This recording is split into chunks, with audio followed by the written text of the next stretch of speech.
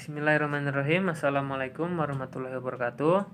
Perkenalkan, saya atas nama Abdul Rahman, NIM 170-240-5158, Program Studi Agribisnis. Baiklah, di sini saya akan membawa pembahasan tentang pengertian berpikir sistem. Langsung saja saya masuk ke pembahasan. Sistem adalah sistem adalah kumpulan dari beberapa komponen yang saling bekerja sama dan menjalankan fungsinya masing-masing guna mencapai tujuan tertentu. Sehingga apabila salah satu komponen tersebut tidak berfungsi, maka tatanan tersebut tidak akan berfungsi dan tidak bisa mencapai tujuan yang diinginkan. Lanjut ke pembahasan kedua, pola pikir. Di mana pola pikir adalah mindset. Mindset adalah cara menilai dan memberikan kesimpulan terhadap sesuatu berdasarkan sudut pandang tertentu.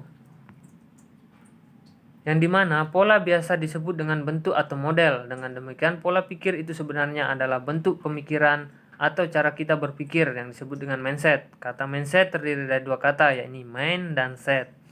Mind merupakan sumber pemikiran dari memori atau pusat kesadaran yang menghasilkan pemikiran, perasaan, dan ide.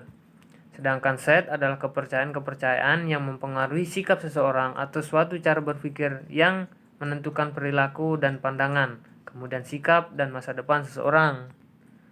Lanjut ke pembahasan ketiga, tentang dampak. Adapun dampak yang timbul dari pola pikir baik itu negatif ataupun positif.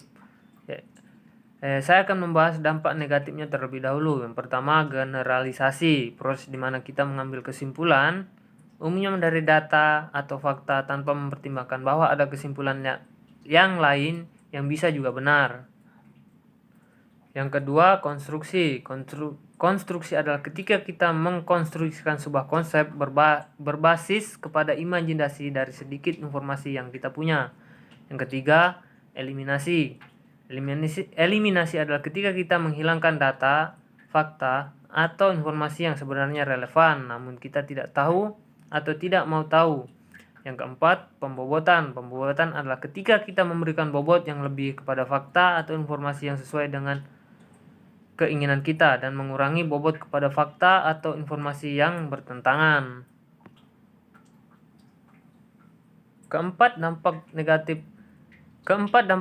jebakan pola pikir ini sebenarnya adalah hal yang positif juga bagi kita karena membuat kita tidak harus berpikir terus-menerus. Jika kita berpikir terus-menerus, kita bisa kelelahan secara mental.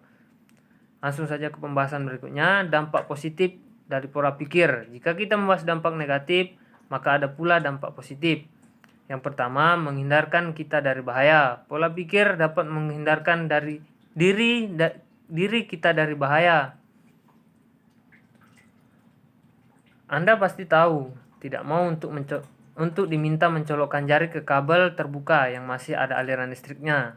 Anda juga tidak mau untuk diminta keluar lewat jendela dari gedung lantai 5. Adapun dampak positif yang kedua, mengurangi distraksi.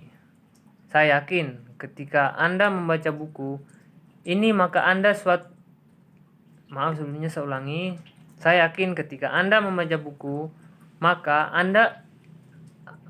ada suara-suara di sekeliling kita yang sebenarnya ada namun Anda tidak memperhatikannya, misalkan suara jangkrik, mesin AC, mesin pompa, lampu listrik, dan lain-lain. Proses eliminasi ini meningkatkan konsentrasi dan menghilangkan gangguan sehingga kita bisa bekerja lebih efektif dan efisien. Baiklah, mungkin itu saja materi yang bisa saya berikan. Adapun kurang dan lebihnya mohon dimaafkan. Jangan lupa untuk teman-teman like, komen, dan subscribe video ini agar kita semangat terus membuat video-video yang lebih menarik lagi. Terima kasih.